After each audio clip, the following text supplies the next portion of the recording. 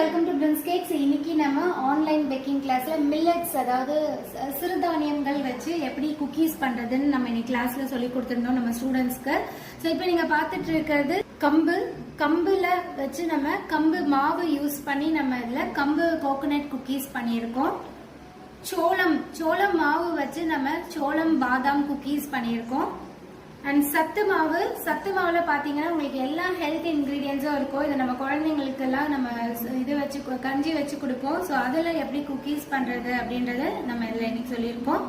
And அடுத்தது வந்து கேழ்வரகு ராகின்னு சொல்லுவாங்க. இதுல choco chips and cocoa powder சேர்த்து நல்லா ஸ்வீட்டாவே செஞ்சிருக்கோம். அண்ட் அடுத்தது பாத்தீங்கன்னா திணை சிறுதானியம் வச்சு இந்த திணையோட மாவுல நம்ம சிறுதானிய பிஸ்கெட் பண்ணியிருக்கோம். அண்ட் மைதா வச்சு நம்ம பேசிக்கா ஒரு குக்கீஸும் சொல்லி கொடுத்துருக்கேன்.